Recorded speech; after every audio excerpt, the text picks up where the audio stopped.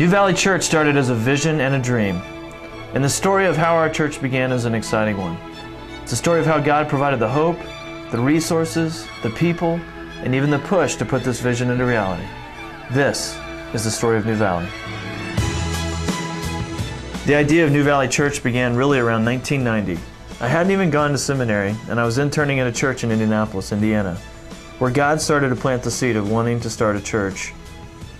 I'd been listening to a guy who had talked about how the church can be the greatest institution in the world. If done the way God intended, nothing can change the world like the church. It was there in Indiana that I decided that that's what I wanted to do. In about 2001, friends started talking to me about bringing this vision into reality. One friend challenged me to start thinking about what type of city I would want to minister in and start this new church.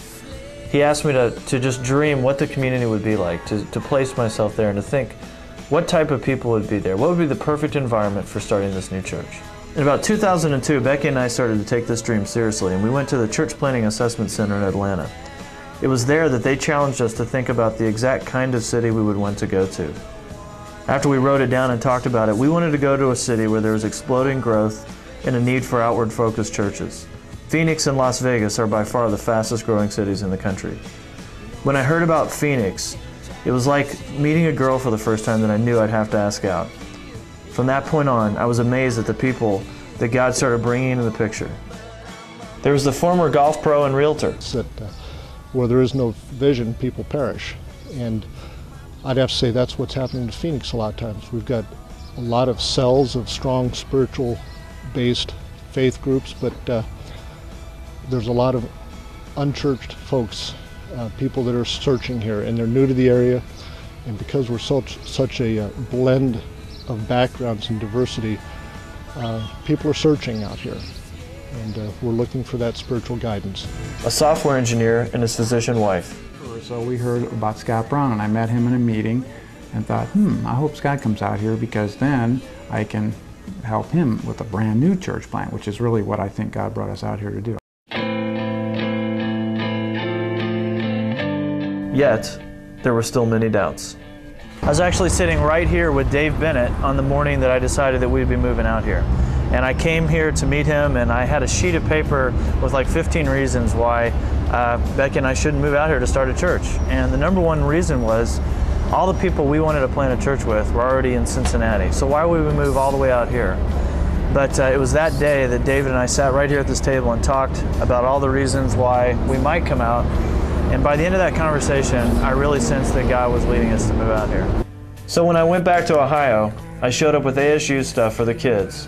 I think my wife Becky knew which way God was leading me. And then so when he came home with jersey, well, he had a basketball and a football that said Arizona State, and he had a volleyball t-shirt for me that said Arizona State. So I knew that the decision had been made that we were going to come, or that he felt very strongly about us coming, and it was just sort of a, okay, here we go. Let's see what's going to happen with this. I started meeting and asking specific people I knew to come be a part of this dream. We formed a team in Cincinnati called the Tempe Project, where we hashed out ministry philosophy, a gospel-centered church that met people wherever they were at spiritually. We had this desire to create a church that was different than what people might typically think of when they hear the word church. We wanted to create a place that wasn't just for insiders. I mean, the gospel isn't just for church people. Jesus came and became friends with all different types of folks. When Becky and I decided to go for this, people stepped forward.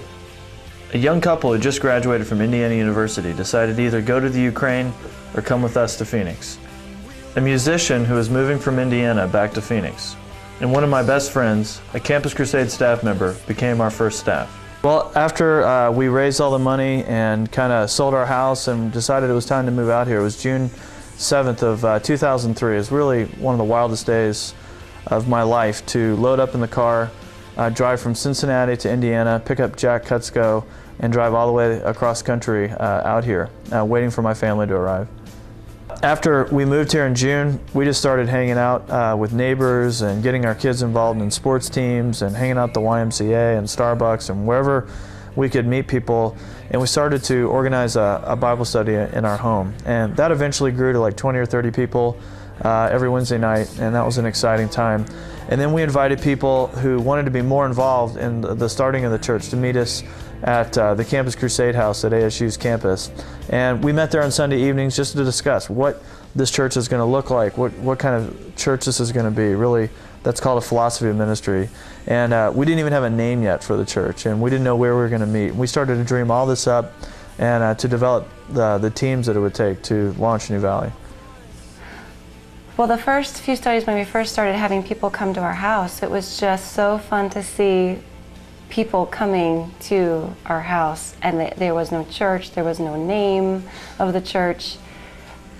People barely knew Scott and I, but they were excited to be a part of something new.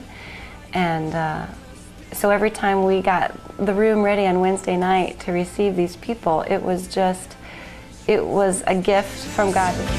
Light up, light